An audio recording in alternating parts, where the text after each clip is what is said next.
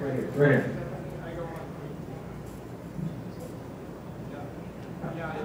You're not going to ask 220 questions. I just want to ask you, I really am your biggest fan. What is the meaning of life? Wow. Can you answer that? I mean, I want to hear it too.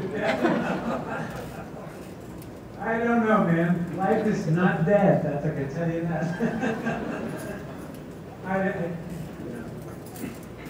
How about those other 219? This guy wrote up 220 questions here. We haven't had time to get into it. One day. Obviously, most horror fans prefer practical effects to CG effects, and in newer movies you have to use a lot of CG effects. I don't know if it's because of shooting schedules to save the time you have to use CG.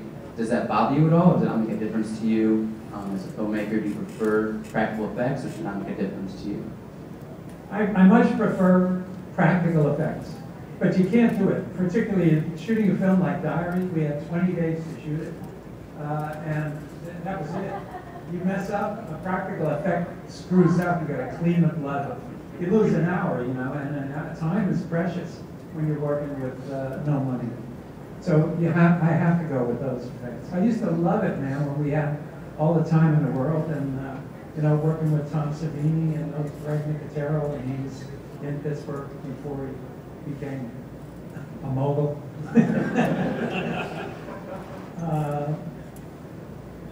I would much prefer to do it, but it's impractical these days, unless you have a big budget. The effects in Diary are great, though. I mean, I know there's a lot of CG in it, but it's great. You mentioned like cleaning up blood and all that stuff. There's a really great sequence in The Document of the Dead where you're shooting Two Evil Eyes, and you're dropping that. And you guys, the time frame says it starts at 10 in the morning, and you finally got the shot at like 6 at night. It's unbelievable. I forget all the problems that we have with it. There were problems with the blood.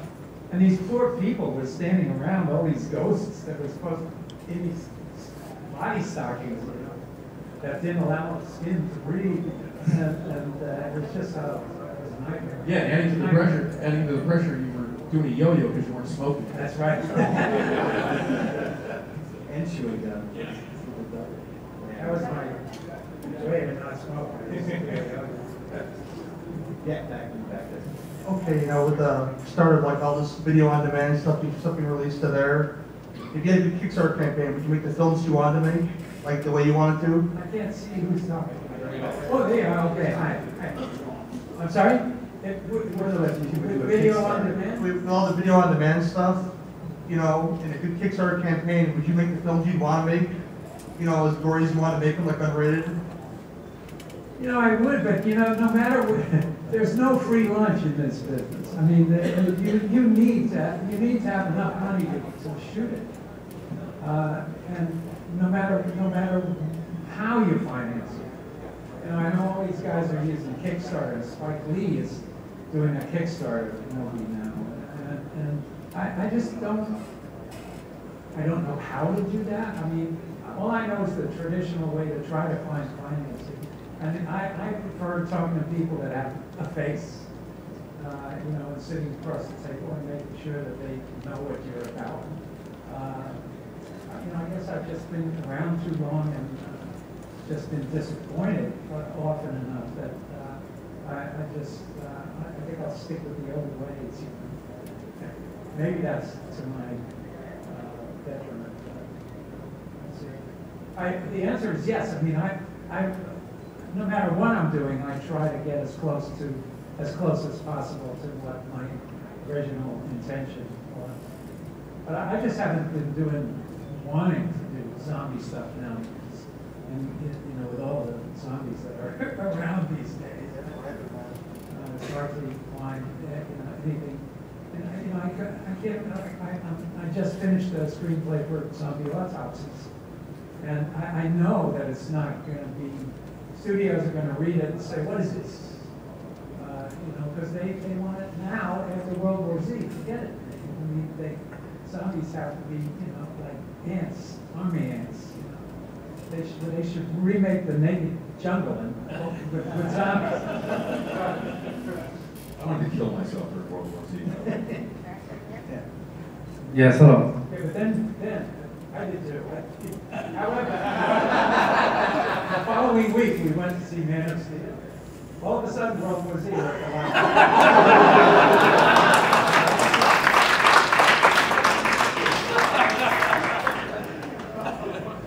I have a quick question. Now, how much fun did you really have making Dawn of the Dead? What you having your creative freedom, working with Dario Argento in Italy and everything? Raise your hand, I can't. Right here. Hey, okay, hi. Now, was that pretty much your complete, total freeness to make that movie since you were able to make it with Dario? Yes. And one more- Dario had no, he said, George, you make it. So, I was able to just really do whatever I wanted to do with it. He reserved the right to cut it for Europe. He thought that Europeans wouldn't understand the humor. Funny. So, I said, I respected him, and I said, that's fine. And he did Goblin. He did the Goblin stuff, and I wasn't obligated to use it. Basically, it was a deal where, I could use as much of it, none of it if I wanted. So I wound up, I don't know, 5 or 6 pieces, and then some other library stuff. So the score of my version of it is a real sort of mishmash hybrid. But yes, I was able to, really make the movie that I wanted to make. Except, of course, for practical realities. We could only shoot at night in that shopping mall. And, the last bar closed at 2 in the morning, and they opened it at 6 in the morning for cardiac patients to do exercise. So we only had like 4 or 5 hours every night. Okay, one more thing. That Martin movie was a very, very good movie. It's probably one of my favorites. Would you ever consider redoing that movie? I would not. I would no. I know my ex-partner has the rights, and he's talking about wanting to do it, but I would never want to do it. And this is the guy that authorized the last 2 Day of the Dead remakes. So, I would be afraid that I love Martin, and I wouldn't want to touch it. And I hope that no one remakes it, but if they do, I won't go see it. Have you seen the film Warm Bodies? No. Okay. You should see it. Yeah, I've heard. I think you'd like it. Yeah. They do some really nice stuff with the zombie people. I think you'd like it. So put that on your Netflix I will. queue. Right over here. Hey, George. Hi. Hey, I'm talking to George Romero. Wow. Thanks again for Monkey Shines. I didn't know that he was contractually obligated for him to live, because if you go running wearing bricks, you should die. Actually, but the first time I saw the Night of the Living Dead as a young boy, it was the Ted Turner colorized version. Oh, yeah. I just wanted to see the look on your face and hear what you thought of that when that. Oh thing boy. happened. Well, what happened is we we never had a copyright on Night of the Living Dead. I don't know, some people may know this story. Our original title was Night of the Flesh Eaters. And there was a movie at the time called The Flesh Eaters. So the distributor, Walter Reed, changed the title to Night of the Living Dead. When they changed the title, we stupidly had put the copyright on the title, on Night of the Flesh Eaters. When the title came off, the copyright came off. And nobody noticed. We didn't notice, the distributor didn't notice, nobody thought of it until it was too late. And so that film is now in public domain. And that's what happened. So what they were going to try, what they wanted to do was try to establish a copyright somehow. So that was really the basic reason for the colorized version and for the remake. Even though I like what Tom did with the remake, and I was happy to get an opportunity to apologize to women for, because Barbara in the original film is a complete doofus.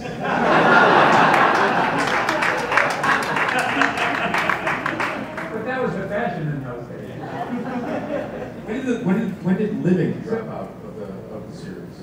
Huh? The word living, when did that drop out? Oh, I don't know. With Dawn of the Dead. Yeah. Was there a reason why? No. No? No, it just sounded better. It does sound better. Yeah. Anyway, to continue that, I just thought it was a stupid thing to do. You know, you're not supposed to know in the beginning when Bill Heinzman is trudging across the center. When he's green, it gives it away.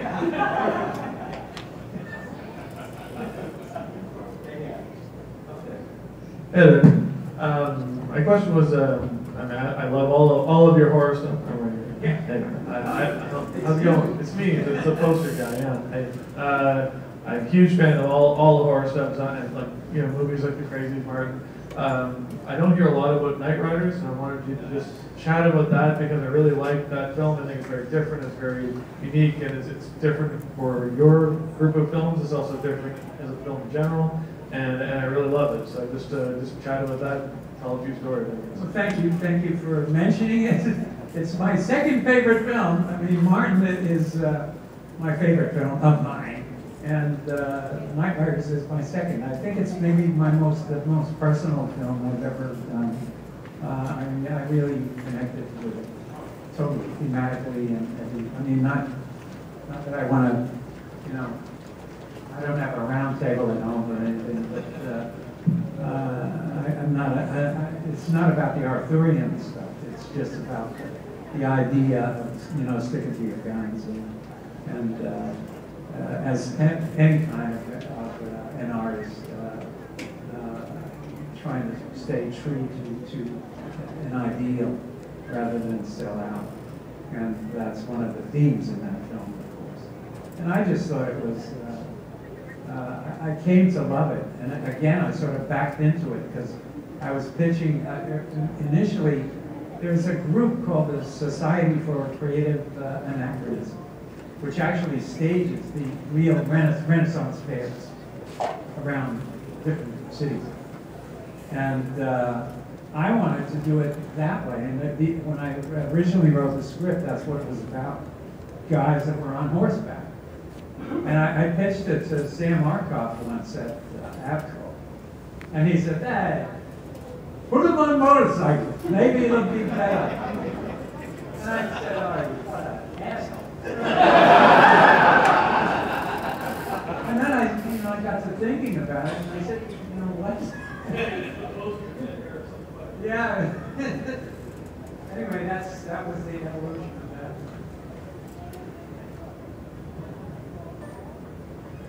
Hey George, I love all your films so much, but I was just wondering, out of like your whole career, what was your either greatest award or greatest achievement, or what did you feel most rewarding throughout your whole career? Oh, sorry. There you go. Oh man, I'm just happy to be doing what I'm doing, and I every time I start or get involved with a film, even the ones that don't get made, I get very involved with it.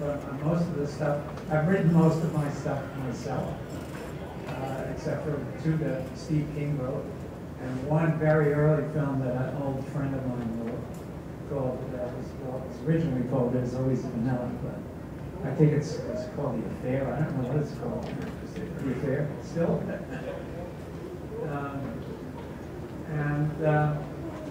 I get involved. I feel privileged and happy to be able to do it. I really get passionate about it, and that's really what it is. I guess that's just I guess I still feel a little bit of a charge. Just being able to do it at all. So it's great. I don't want to pick. It's like which one of your kids is your favorite kid?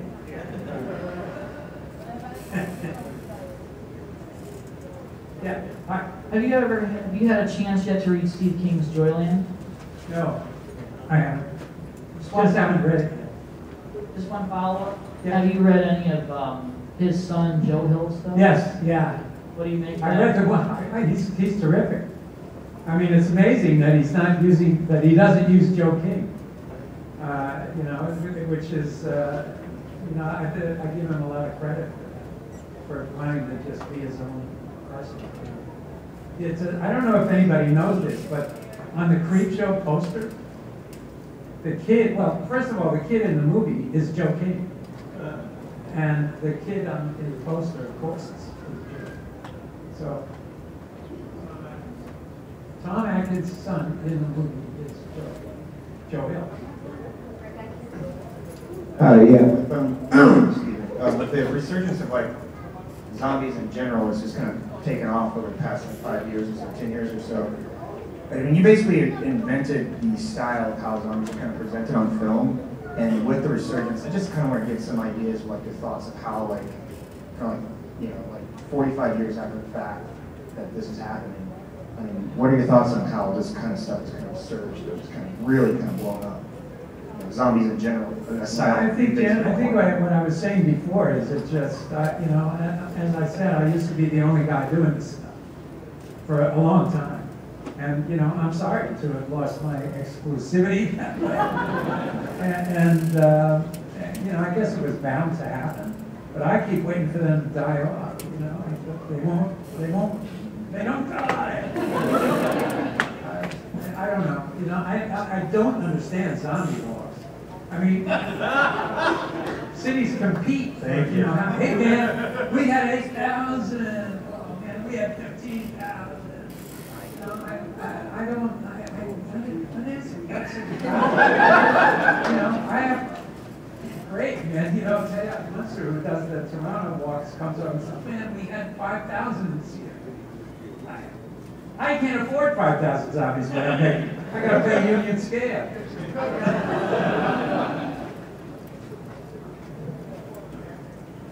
Yeah, right there. Would you please say more about why Day is your favorite movies or just for zombie films? I just think it's got a good personality. I think it's a comic book. I love the characters. They're so arch. They're so broad. But you know, you sometimes confuse the making of it, the experience of making the film with the film itself. I don't know if it's the best film or I think it's my best work in a zombie film. But the overall experience of making it, everybody on that film, everybody on the crew, cast and crew, were all friends. They were all wonderful people, easy to be around. It was a really easy, fun time. We were in those caves, but again, we all felt like we were, you know, sharing some kind of an awful experience. You know, but, you know, when you share something like that, it's I don't know. There's a kind of a bond that develops, and it was just a wonderful time. And again, I was able to really make the movie that I wanted to make. It wasn't the bigger script that I had initially written, but as far as I was concerned, there was nothing missing. There was nothing in that big script that added to the punch or the storyline or at all. It was just big action sequences above ground that just, you know, probably would have been very expensive and probably not added very much at all. So overall, it's my favorite. I think it's got the most punch. It's the one I like to listen to most. My kids used to put it on. We used to have a video player in the backseat of the van. They would put it on, and I would enjoy listening to it without even watching it. I just love the dialogue. Joke loud. They're just jerking each other off.